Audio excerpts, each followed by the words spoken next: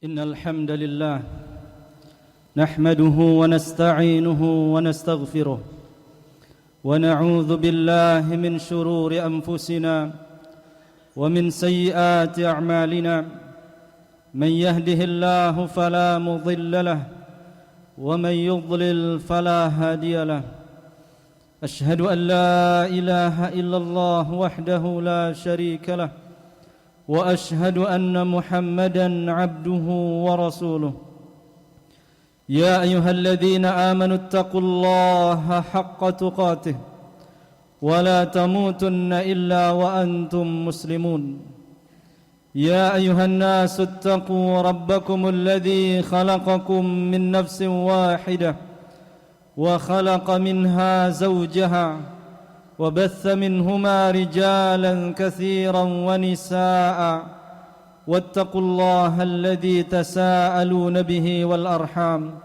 إن الله كان عليكم رقيبا يا أيها الذين آمنوا اتقوا الله وقولوا قولا سديدا يصلح لكم أعمالكم ويغفر لكم ذنوبكم ومن يطع الله ورسوله فقد فاز فوزا عظيما أما بعد فإن أحسن الكلام كلام الله وخير الهدى هدى محمد صلى الله عليه وسلم وشر الأمور محدثاتها فإن كل محدثة بدعة وكل بدعة ضلالة وكل ضلالة في النار. Ma'asyiral muslimin, sidang Jumat rahimani wa rahimakumullah. Allah Subhanahu wa taala memerintahkan kita untuk terus saling menasihati dan saling mengingatkan. Dalam firman-Nya Allah mengatakan, "Wa dzakkir fa inna dzikra tanfa'ul mu'minin." Dan berikanlah peringatan karena sungguhnya peringatan itu bermanfaat bagi orang-orang yang beriman. Maka pada khutbah kali ini khatib berdiri juga dalam rangka saling mengingatkan dan saling menasihati, terutama untuk para tullabul ilm yang sebentar lagi akan libur panjang. Kaum muslimin rahimani wa rahimakumullah, di antara hal yang patut kita saling menasihati dengannya adalah yaitu hendaklah kita berusaha menjauh dan meninggalkan maksiat-maksiat kepada Allah Subhanahu wa taala dimanapun kita berada. Ada beberapa kiat yang akan kita sebutkan pada kesempatan khutbah kali ini. Ada 5 kiat yang dengannya kita bisa menghindarkan diri kita dari maksiat kepada Allah Subhanahu wa taala di tengah banyaknya godaan berupa godaan syahwat, bahkan berada di genggaman masing-masing. Yang pertama adalah upaya kita agar kita terhindar dari bermaksiat kepada Allah Subhanahu wa taala, yaitu muraqabatullah Subhanahu wa taala fis sirri wal alan. Berusaha merasa diawasi oleh Allah Subhanahu wa taala dalam setiap kondisi dan keadaan kita, di saat ramai maupun kita sendiri. Dan inilah wasiat dari Nabi sallallahu alaihi wasallam juga dalam sabdanya, ittaqillah haitsuma kunta.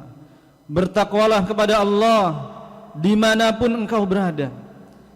Bukan hanya di pondok kita menjaga batasan-batasan Allah, tapi di rumah kita juga kita wajib menjaga batasan-batasan Allah. Bukan saja di pondok kita menjaga salat 5 waktu kita, tapi di rumah-rumah kita juga wajib kita menjaga salat 5 waktu ini. Bukan di pondok saja kita menjauhi perkataan yang haram, makanan yang haram, minuman yang haram, perbuatan yang haram, namun di rumah-rumah kita juga wajib kita jauhi hal-hal yang haram tersebut.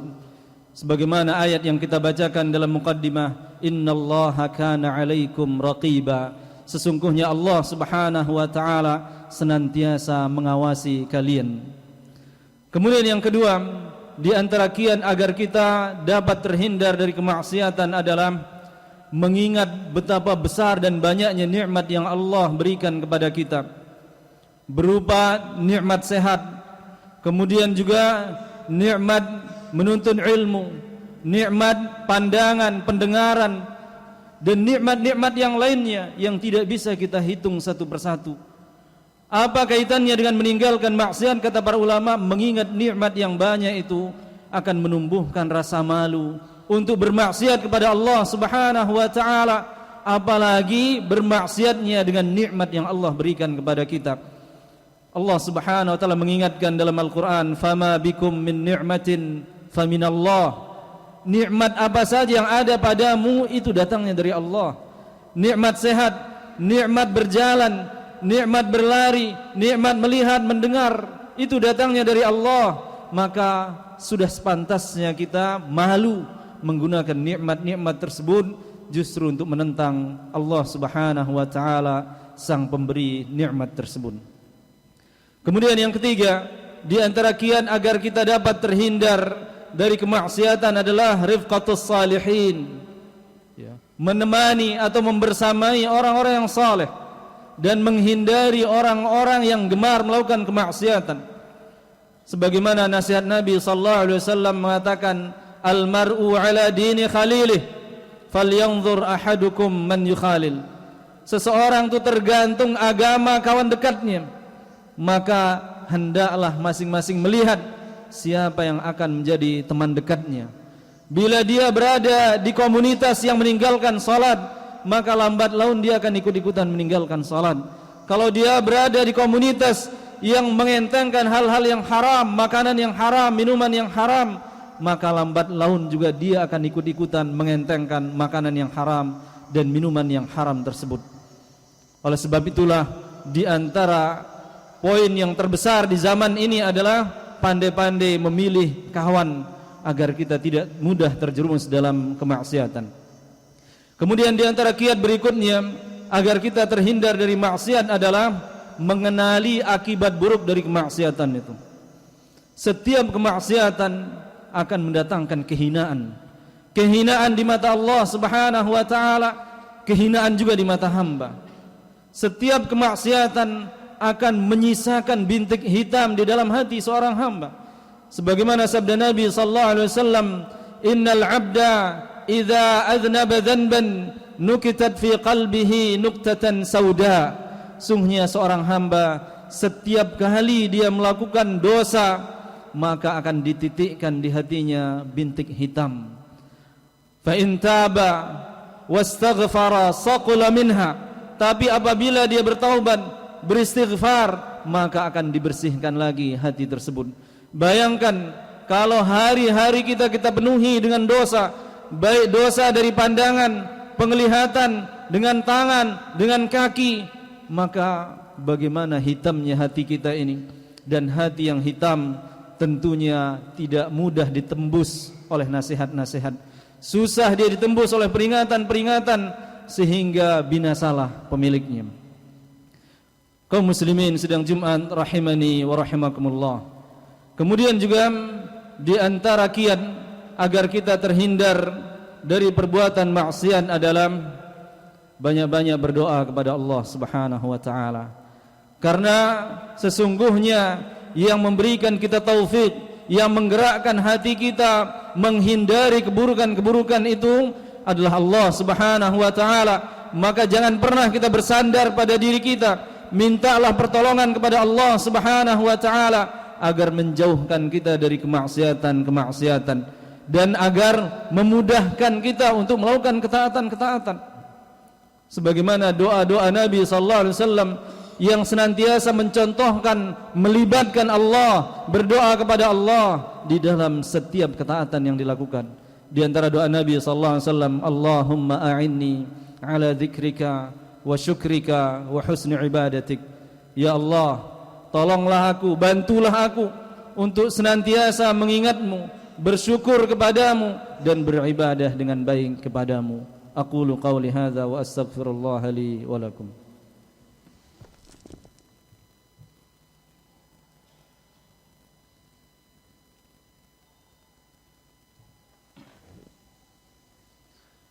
Alhamdulillah ala ihsanih, والشكر له على توفيقه وامتنانه. أشهد أن لا إله إلا الله وحده لا شريك له تعظيما لشأنه، وأشهد أن محمدا عبده ورسوله الداعي إلى رضوانه، صلى الله عليه وعلى آله وصحبه وإخوانه. Kaum muslimin sidang Jumat rahimani wa rahimakumullah.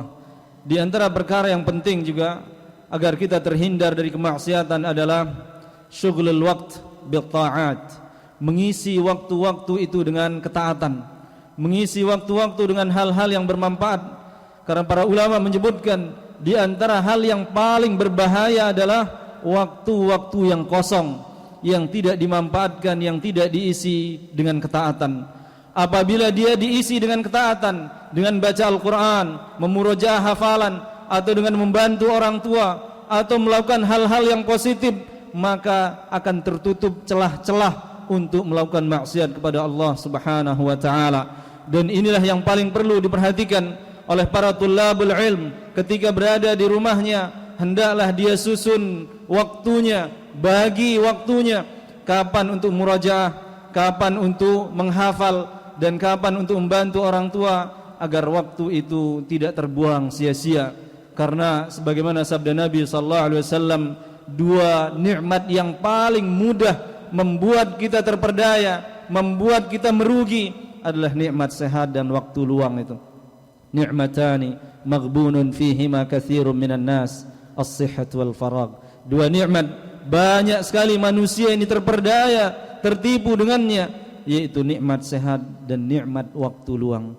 Mudah-mudahan apa yang kita sampaikan pada khutbah kali ini bermanfaat bagi kita semua, dan mudah-mudahan Allah Subhanahu wa taala mudahkan kita untuk mengamalkannya. Innallaha wa malaikatahu yusalluna 'alan nabi ya ayyuhalladzina amanu sallu 'alaihi wa sallimu taslima. Allahumma salli 'ala Muhammad wa 'ala ali Muhammad kama sallaita 'ala Ibrahim wa 'ala ali Ibrahim innaka Hamidum Majid. Wa barik 'ala Muhammad wa 'ala ali Muhammad kama barakta 'ala Ibrahim wa 'ala ali Ibrahim innaka Hamidum Majid.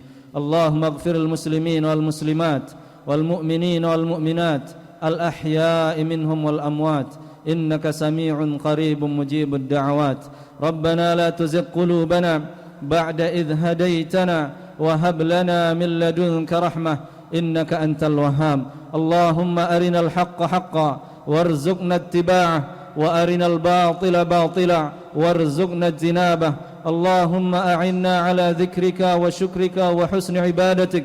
اللهم إنا نسألك علما نافعا ورزقا طيبا وعملا متقبلا. ربنا آتنا في الدنيا حسنة وفي الآخرة حسنة وقنا عذاب النار. وصلى الله على نبينا محمد وعلى آله وصحبه وسلم. وآخر دعوانا أن الحمد لله رب العالمين.